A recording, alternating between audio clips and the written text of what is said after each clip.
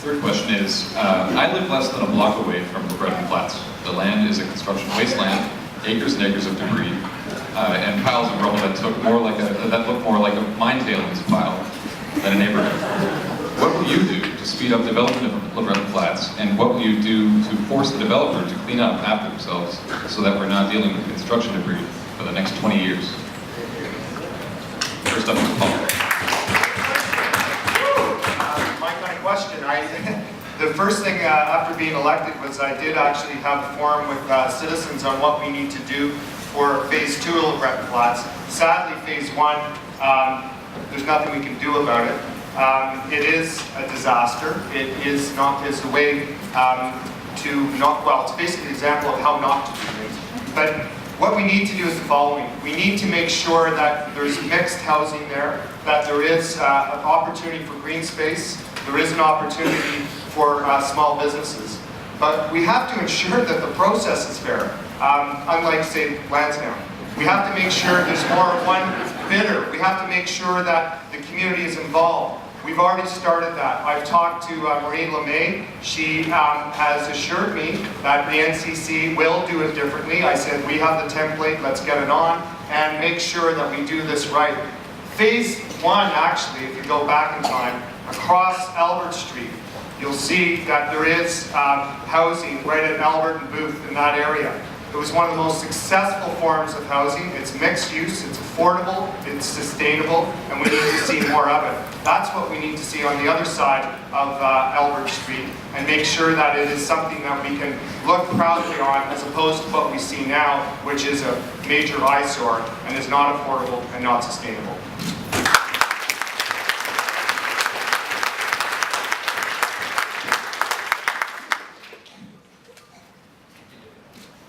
Boy, does construction season suck. I know this firsthand. I've seen Bank Street torn to pieces, and I've seen Lebreton Flats as well. We have to find a way to do things better in this city, but the fact is we got to also know what the federal government's capable of. It's very easy to point to the federal government and try to use Lansdowne as a wild card. I'm not quite sure what the federal government has to do with that. I think when you look at the issues, realize the federal government has nothing to do with Lansdowne. The fact is, we need to do things better at all levels of government, and I certainly applaud every effort to do so. And also pulling community involvement at every level for every activity. But we also got to be clear about what we're capable of, and when we have to turn to the other levels of government to push them to be better. Municipally, we have a hard time getting anything done in the city. We take decades to make a decision, and then we execute poorly. We have to get more organized as a community, and also more open, unless our discussion has to become much more, well, less toxic, let's call it that. It's very easy to shut down a project in the city, but it's very hard to get projects modified as they go on. As for Lebreton Flats, I look forward to the day where I can take my family down there and see the vibrant, exciting community. I'm already proud of the War Museum that's been put in. I'm certainly not proud of the date tree that's left behind.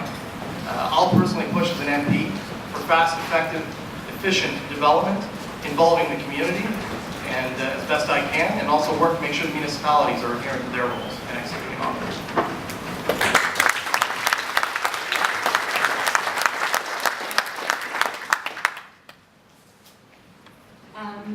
So in terms of, I think I'm going to echo actually a couple of Damian's points around, I believe we need to get much more respectful and much more knowledgeable generally around what level is addressing what issues. I think this is a question around how would we federally create the conditions for more effective and I think more sustainable kinds of growth. And we know there's a good chance, although there's one in the audience tonight, is that we have to stop thinking about growth in Canada. Growth is actually part of the sickness we've got.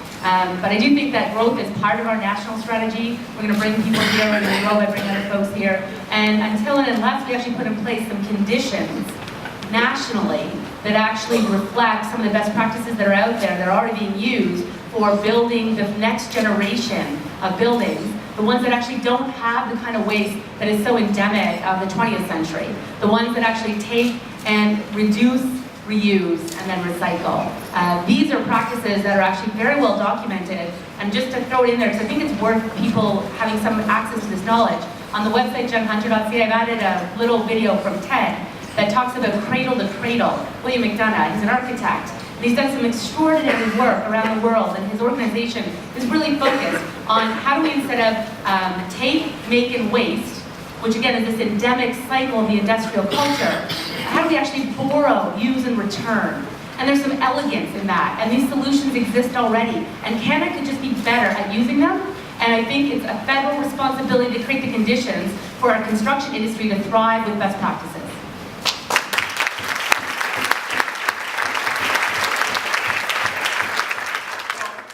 Dewar said it. Lebreton Flats is a disaster. But I haven't been the MP for the last 5 years. In fact, our MP hasn't been on the lot. If we want to talk about things, the second that the developer screwed that project up, all bets are off for renewal of that contract. Let's all let that renewal go through. We could have been proactive. We could have said, you know what? We shouldn't be building a stadium at Lansdowne Park. We could be building a stadium on Lebreton Flats. Our MP didn't do that. We didn't have to sell the convent lands. We could have stood up and tried to at least exhaust the option of a land transfer with the convent lands. It wasn't done. We had a huge opportunity with Lebreton Flats. We could have built community housing 2 years ago, the second those developers screwed up on the deal. And this is what just gets me frustrated, because we've blown a tremendous opportunity, and Paul says it's a disaster. He's been the MP the last 5 years, folks. He's let us all down by the fact he hasn't been leading on Lebreton Flats and played it safe.